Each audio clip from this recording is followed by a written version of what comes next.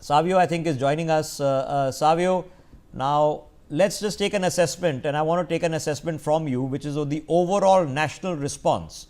We are not at war, but we are certainly in a position that is looking a lot like at it, and we are officially, by the book, transitioning from a country at peace to a country at war in terms of actions that have been taken across the board.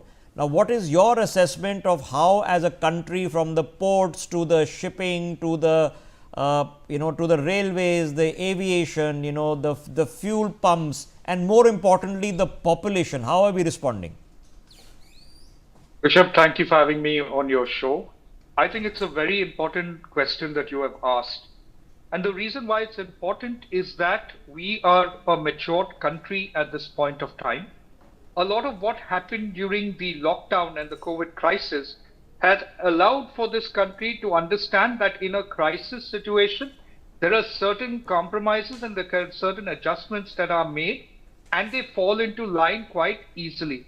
I believe the country is actually focused on resolving the conflict that is happening right now between India and Pakistan. Therefore, the larger population of people are going to be very supportive of the initiatives of the government to ensure that they themselves, their families, their societies are protected, just as they've seen this government work during the COVID crisis. So there's a lot of faith in the government, Rishabh. There's a lot of faith, yes. Many people in this time around probably have not witnessed the kind of experience that they will be having in terms of on the way to go being in a war, but they will adjust. They are matured enough to understand that in this crisis, the coming together of the citizens is most important.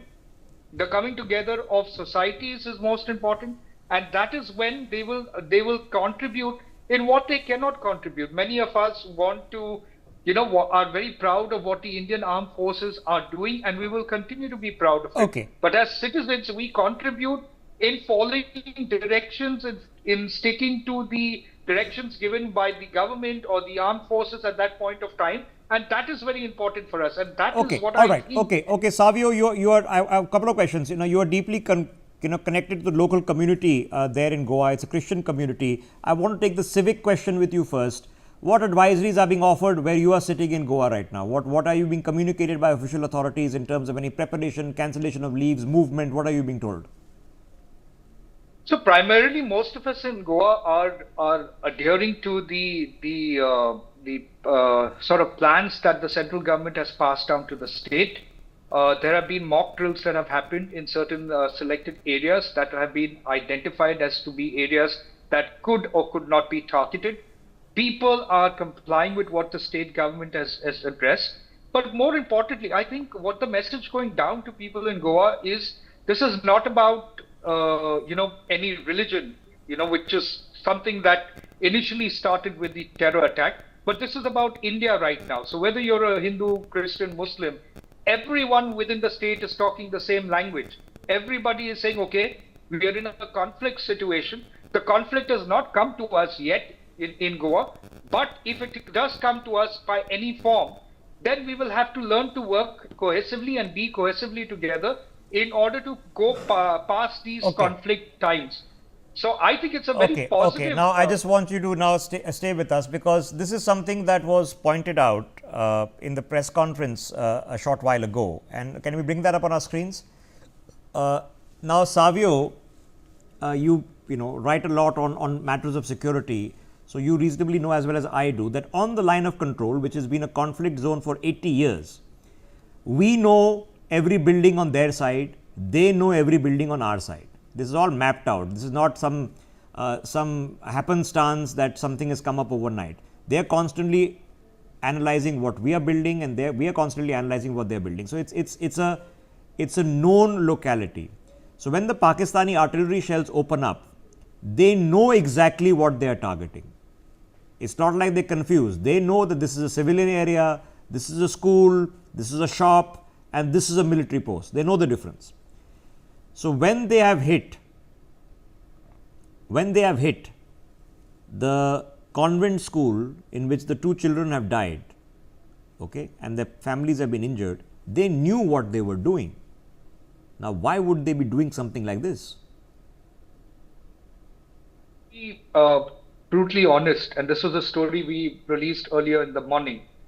The Pahalgam terror attack was done for one and one only reason, and that reason was to ensure that the funding that came to organizations in Pakistan continues, because they had seen a depletion over the last 2 years, almost 60% depletion. Why? Because Kashmir and Jammu were seeing a renaissance, a transformation, and in fact, one of the yardsticks for that is you don't see stone pelters anymore. You don't have the youth going towards Islamic terror camps. So there was a promise, there was a hope under the leadership of Prime Minister Narendra Modi post the abrogation of Article 370. Now, countries like Qatar and Turkey have been funding organizations in Pakistan that use this particular dissent within Kashmir and Jammu to actually create Islamic radicals around it. And unfortunately for them, and fortunately for us, this has depleted. But because of that depletion and because there was a drop in funds, they were getting funds of about over 100 million a year, Rishabh.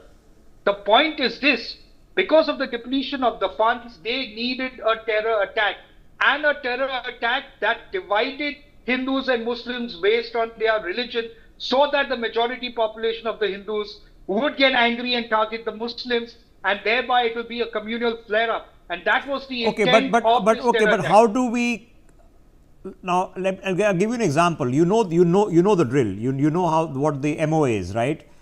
So we take out in Muridke, in Bahawalpur, Muridke being the headquarters of the LET for 30 years, Bahawalpur being headquarters of the Jaish. Everybody knows it. Five Eyes knows it. The American press knows it. Heck, Daniel Pearl was killed here. So knowing this, we take out and target buildings. One building is a markaz that we know is used for indoctrination and terror training. They come the next day and say, no, you attacked a mosque deliberately and you killed civilians who were of course praying in that mosque, and today we will give them a state funeral, when they are actually giving a state funeral to terrorists. So their spin is that you are targeting mosques. But here when you target a Gurdwara, no, that the Indians targeted themselves. When you target a church, no, that never happened. Now, how do we communicate this effectively? Because there is a global audience, let's not underestimate it.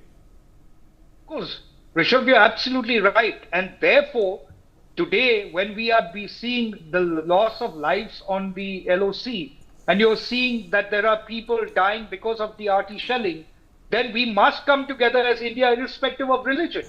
And the fact that they targeted the church, the fact that they're targeting the Sikhs, in fact, if you look at the planned targeting, they are targeting the minorities more than the majority in Kashmir. And that is done deliberately, Rishabh. It's done deliberately to stoke communal tension in Kashmir and the rest of India. The idea for us is very simple. They never wanted a flare-up that they are seeing right now. But what they certainly wanted to do was a communal flare-up within India. Please look at what has happened since yesterday. While we are all